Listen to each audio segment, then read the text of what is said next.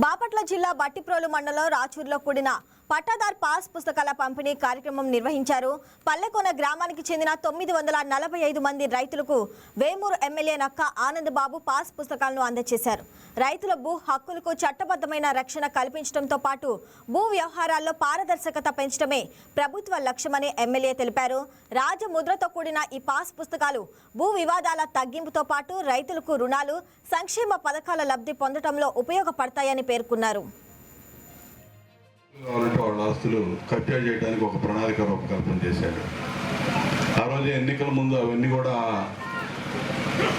లోటుపాట్లు ఏం చేయబోతా ఉన్నాడు జగన్మోహన్ రెడ్డి అనే దాని మీద ప్రజల్లో పూర్తిగా అవగాహన కలిగించే విధంగా ఆ రోజు కూటమి పార్టీలన్నీ కూడా ప్రజల్లోకి తీసుకెళ్ళారు. ఆయన ఎట్లా కబ్జా చేస్తాడనే దానికి ఉదాహరణ కూడా చూపించాడు. మీ భూములకి హద్దురాల మీద ఆయన ఫోటోలు వేసుకున్నాడు, మీకు ఇచ్చే పాస్బుక్ల మీద ఆయన ఫోటోలు వేసుకున్నాడు. అసలు ఎవడన్నా ఇప్పుడు ప్రజాప్రతినిధి అనేది లిమిటెడ్ టర్మ్, 5 సంవత్సరాలకు ఎన్నుకుంటారు ప్రజలు. ఆస్తి అనేది మీ తాతల తండ్రుల దగ్గర నుంచి వారసత్వంగా వచ్చేది, కానీ మీరు ఇప్పుడు కొనుక్కుంటే మీ వారసులకు ఇచ్చేది కానీ అయింది. ముఖ్యమంత్రికి ఎట్లా అయింది? ముఖ్యమంత్రి ఫోటోలతో ఏం పని? ముఖ్యమంత్రి ఫోటో వేసుకొని మీకు పాస్బుక్ ఇచ్చున్నట్టయితే మొన్న ఓడిపోయాడు, 11 సీట్లు పరిమితం అయ్యాడు.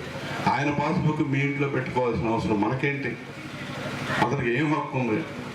అంటే ఏ విధంగా ఒక దుర్మార్గమైన ఆలోచనలు ప్రజల ఆస్తులు కొట్టేయడానికి పన్నాగం పన్నాడు అనేది ప్రజల్లోకి ఆ రోజు విడమర్చి చెప్పాం. ల్యాండ్ టైటిలింగ్ యాక్ట్ అని కూడా ఒకటి తీసుకురాబోయాడు. దాని ద్వారా ఏమైనా వివాదాలు విభేదాలు వచ్చి గొడవలు పడితే మీరు ఎంఆర్ఓ దగ్గరకో ఆర్ఐ దగ్గరకో పోయే పని లేదు, కోర్టులకు వెళ్ళే పని లేదు, వాళ్ళే పంచాయతీ చేస్తారు.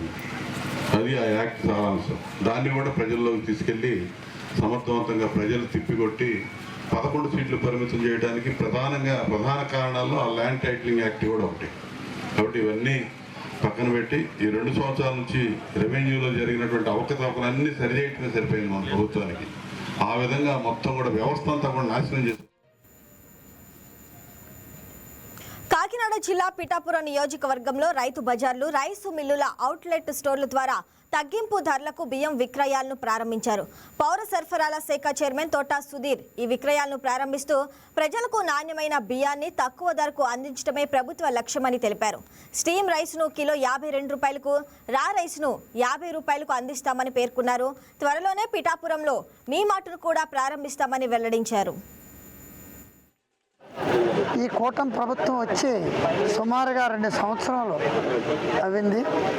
దీన్ని ఏ విధంగా మనం ప్రజలకి మంచి బియ్యాన్ని అందించాలి అనే ఒక నూతన ఒరవడితో మన ముఖ్యమంత్రి గారు చంద్రబాబు నాయుడు గారు, ఉప ముఖ్యమంత్రి పవన్ కళ్యాణ్ గారు, మన సివిల్ సప్లైస్ మంత్రివర్యులు నాదెళ్ల మనోహర్ గారు కూర్చొని ఒక ప్లానింగ్ చేసి ఈ విధంగా రూపకల్పన చేయటం జరిగింది.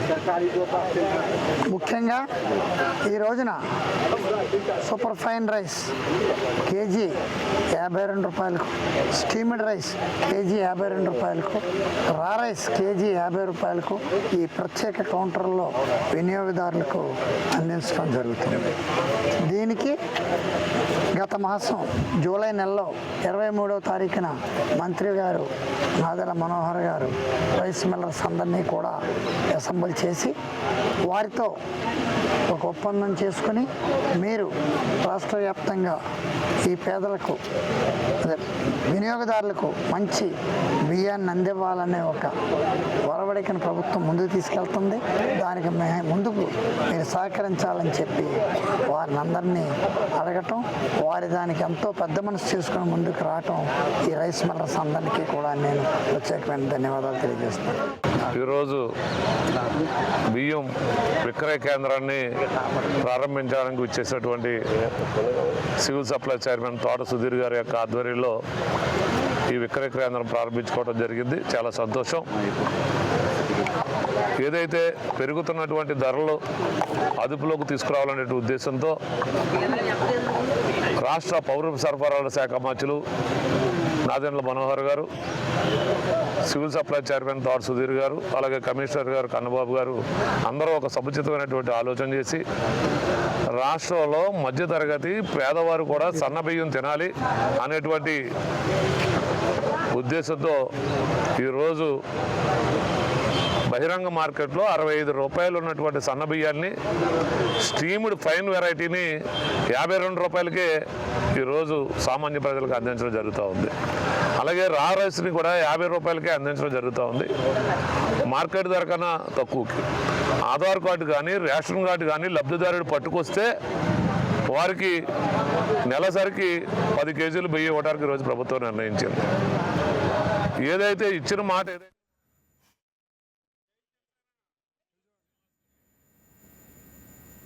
కాకినాడ జిల్లా తాళ్లరేవు ప్రభుత్వ ఆసుపత్రిలో వైద్య సేవలను మరింత మెరుగుపరిచే దిశగా చర్యలు వేగం పుంజుకున్నాయి.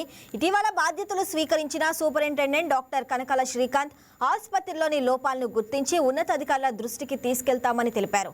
ఖాళీ పోస్టుల భర్తీతో పాటు మౌలిక వస్తువుల మెరుగుదల, ప్రజలకు నాణ్యమైన వైద్య సేవలే తమ ప్రధాన లక్ష్యమని స్పష్టం చేశారు. మన సిహెచ్సి తాళ్లరేవుకి పోస్ట్ అయ్యాను. 7 months అయింది. రీసెంట్గా సూపరింటెండెంట్గా నేను బాధ్యతలు తీసుకున్నాను.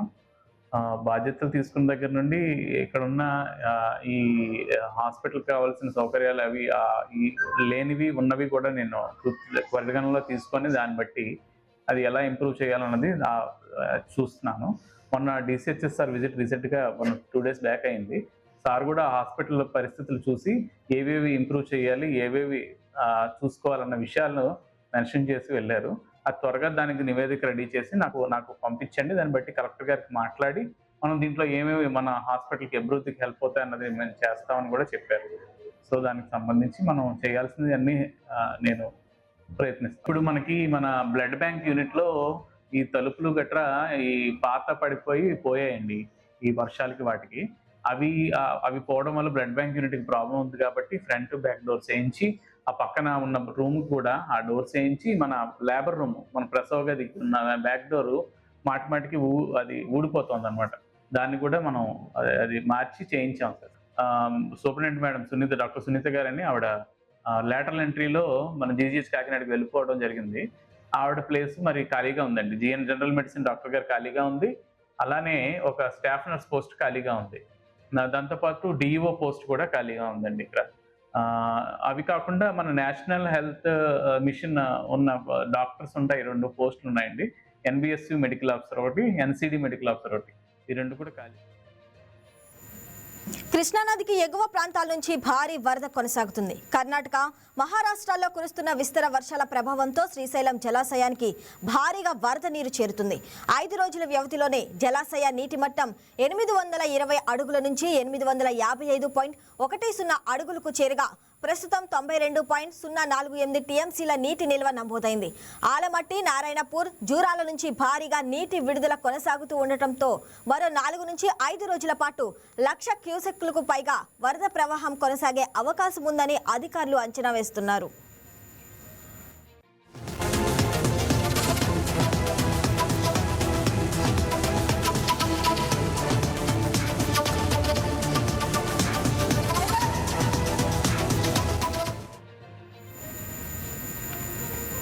అంబేద్కర్ కోనసీమ జిల్లా ముమ్మిడివరం నియోజకవర్గంలో వరద నీరు ఒకే ఘట్టంతో 2 భిన్న దృశ్యాలను చవిచూసింది. చెరువుల గట్లు తెగిపోవడంతో లక్షల రూపాయల విలువైన చేపలు వరదలో కొట్టుకుపోయి చెరువుల యజమానులు భారీ నష్టం వాటిల్లింది.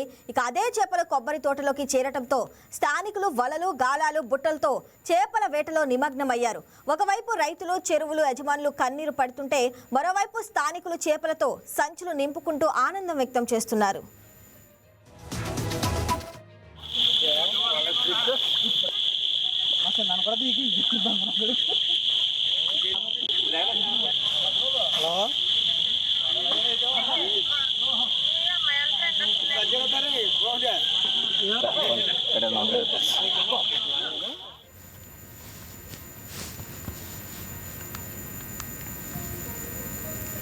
కోనసీమ జిల్లా అమలాపురం రూరల్ మండలం పేరూరులో తమ కులవృత్తికి ఆధారమైన చెరువు కాలుష్యానికి గురవుతుందంటూ రజకుల సంఘం జిల్లా కలెక్టర్కు ఫిర్యాదు చేసింది.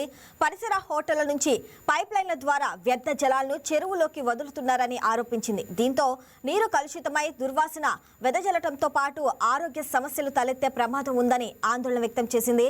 వెంటనే అధికారులు జోక్యం చేసుకుని చెరువును పరిరక్షించి తమ జీవనోపాధిని కాపాడాలని రజకుల సంఘం కోరుతున్నారు.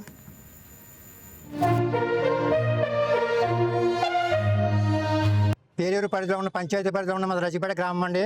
మేము తరతరాల నుంచి రజకులు కులవృత్తి చేసుకుంటూ చెరువు తవ్వుకున్నామండి. అందులో తరతరాల నుంచి 100 కుటుంబాలు జీవనోపాధి గడుపుకుంటున్నామండి. అలాగే 2 సంవత్సరాల క్రితం ఐవర్ రోడ్డు పక్కన ఉన్న మా చెరువు పక్కన కొంచెం రెస్టారెంట్లు కట్టడం జరిగిందండి. ఆ రెస్టారెంట్ కట్టడం వల్ల వ్యర్థ పదార్థం అంతా మా చెరువు గట్టి మీద పైప్ లైన్ లేదండి. ఆ వ్యర్థ పదార్థం అంతా కూడా చెరువులో దిగడం జరుగుతుందండి. దానివల్ల మన రజకులందరూ కులవృత్తి చేసే రజకులందరూ కూడా ఆరోగ్య పరిస్థితి పాడైపోయి చాలామంది మంచాలు పడుతున్నారండి. అలాగే ఆ వచ్చిన పదార్థాన్ని బయటకు వచ్చిన తర్వాత వర్షాకాలం దాని వ్యర్థ వాసన 2 గ్రామాలు ఉన్నాయండి. ఇద్దరా కాలనీ అంటే రజికపేట అండి. ఈ 2 గ్రామాలు కూడా వ్యర్థ పదార్థం స్మెల్తో వచ్చేసేయండి దోమల బెడతో చాలా మంది రోగాలతో బాధపడుతున్నారండి. ఇది 2 సంవత్సరాల క్రితం మన గ్రామ పంచాయతీ సర్పంచ్ గారికి నివేదిక అర్పించడం అయిందండి. ఆ తర్వాత వైస్ ప్రెసిడెంట్ గారు సర్పంచ్ గారు రావడం జరిగిందండి. చూసి వెళ్ళడం తప్ప కానీ దాని మీద ఎటువంటి బాధ్యత లేదండి. అలాగే మొన్న పంచాయతీ వారికి కూడా లెటర్ ఇచ్చినామండి. లెటర్ ఇస్తే వారు చూసి వాళ్ళకి నోటీస్ ఇవ్వడం జరిగిందండి. ఆ నోటీసు కూడా తిరస్కరించి ఆ నోటీసు కూడా తీసుకోకుండా జరిగిందండి. ఆ విషయం కూడా మా సెక్రటరీ గారు మాకు తెలియపరచలేదండి. తెలియపరచడం వల్ల మాకు జీవనోపాధి చాలా కోల్పోతున్నామండి. నీరు స్మెల్ వచ్చేసేయండి, మీ జీవనోపాధికి బట్టలు తొడకుండా స్మెల్ వచ్చేసేయండి, చాలా ఇబ్బంది పడుతున్నామండి. ఇలాగ ఎన్నోసార్లు నోటీస్ ఇవ్వడం జరిగిందండి. అందుకు కాబట్టి ఈ రోజు అండి మేమందరం కలిపి కలెక్టర్ ఆఫీస్కి వచ్చి నివేదిక ఇప్పించామండి. మా జీవనోపాధి మీరు అందరూ కూడా కాపాడండి. అందరికీ చేతులు జోడించి నమస్కరిస్తున్నామండి. పల్నాడు జిల్లా కారంపూడి ఎస్ఐ వేధింపుల ఆరోపణలు కలకలం రేపుతున్న వేళ ఈ వ్యవహారంపై గురజాల డీఎస్పీ మహేశ్వరరావు వివరణ ఇచ్చారు. రైతుల నుంచి మిర్చి కొనుగోలు చేసి కోట్ల రూపాయల బకాయిలు చెల్లించిన వ్యక్తిపై నమోదైన చీటింగ్ కేసు దర్యాప్తులో భాగంగానే పోలీస్ స్టేషన్కు పిలిచామని తెలిపారు. ఎస్ఐ వేధింపుల కారణంగానే మహిళ ఆత్మహత్యా యత్నం చేసిందన్న ఆరోపణలపై సమగ్ర విచారణ కొనసాగుతుందని, ఎవరైనా తప్పు చేసినట్లు తెలితే చట్ట ప్రకారం కఠిన చర్యలు తప్పవని డీఎస్పీ స్పష్టం చేశారు. సుమారు 30 మంది వచ్చి కారంపూడి పోలీస్ స్టేషన్లో ఒక కంప్లైంట్ లాడ్జ్ చేశారు. వాళ్ళు ఎవరెవరంటే బట్టువారిపల్లె, కొదమగుట్ల, చిన్న కొదమగుట్ల గ్రామాల రైతులు 30-40 మంది. వాళ్ళ దగ్గర అప్పన్న అనే వ్యక్తి, అయ్యప్ప అనే వ్యక్తి మిరపకాయలు తీసుకొని గుంటూరులో అమ్మి వెళ్ళి వీళ్ళకి డబ్బులు ఇచ్చే దళారీ వ్యాపారం చేస్తుంటాడు. గత 3 నెలల్లో 1,50,00,000 రూపాయలు మిరపకాయలు తీసుకుని వెళ్ళి వాళ్ళకి డబ్బులు పే చేయలేదు అయ్యప్ప. పోయిపోతే వాళ్ళు పోలీస్ స్టేషన్ కంప్లైంట్ ఇస్తే ఎస్ఐ గారు 49/26 of Karampudi PS 25/6/28 case register చేశారు ఆయన మీద చీటింగ్ కేసు. ఆ కేసులో దర్యాప్తు నిమిత్తము ఆయన్ని పోలీస్ స్టేషన్కి పిలిపించి ఆ డబ్బుల గురించి మాట్లాడారు. ఆయనతో పాటు వాళ్ళ వైఫ్ కూడా వచ్చింది, వాళ్ళని కూడా అడిగారు. సో ఆ పర్పస్లో, ఇన్వెస్టిగేషన్ పర్పస్లో మాత్రమే ఆయన పోలీస్ స్టేషన్కి పిలిపించారు. అయితే నిన్న ఆ అమ్మాయి వాళ్ళ వైఫ్ లక్ష్మి పురుగుల మందు ఏదో తాగి పిడిగాల హాస్పిటల్లో జాయిన్ అయ్యి ఎస్ఐ గారు ఆ డబ్బులు కట్టమని మమ్మల్ని హరాస్ చేశారు, మా హస్బెండ్ని నన్ను కొట్టారు, నన్ను బుద్ధులు తిట్టారు, మమ్మల్ని హరాస్ చేశారు, ఆ బాధ భరించలేక మేము తాగామని ఒక చిన్న స్టేట్మెంట్ చెప్తున్నారు వైరల్.